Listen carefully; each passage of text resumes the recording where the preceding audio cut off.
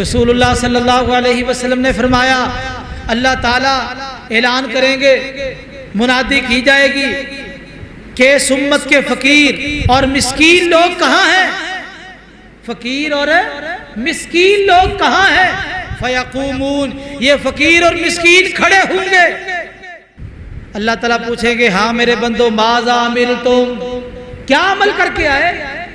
یہ کہیں گے یا اللہ ہم ایمان لائے اور تو نے ہمیں ازمائشوں میں رکھا، ساری زندگی ازمائشوں میں، کبھی کوئی ازمائش، کبھی کوئی ازمائش، کبھی کوئی، آج تو ازمائشیں آ جائے نا تو ہم شکوے شروع کر دیتے ہیں، اللہ کو ہمارے علاوہ کوئی اور ملا ہی نہیں، نعوذ باللہ، اللہ کو ہمارے علاوہ کوئی اور ملا ہی نہیں، یہ ساری مصیبتیں ہمارے لیے، ساری بیماریاں ہمارے لیے، سارے مسائل ہمارے لیے، یہ شکوے درست نہیں۔ ازمائشیں آ جائے تو اللہ تعالیٰ سے ثابت قدمی کا سوال کیا کرو، یا اللہ تو نے ساری زندگی ہمیں ازمائشوں میں رکھا لیکن فصبرنا، ہم نے صبر کیا، ہم نے صبر سے کام لیا ہے، صبر کیا۔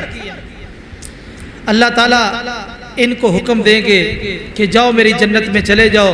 دوسری حدیث میں اس کی وضاحت آ گئی کہ فقیر مسکین لوگ 500 سال پہلے جنت میں چلے جائیں گے، آگے مال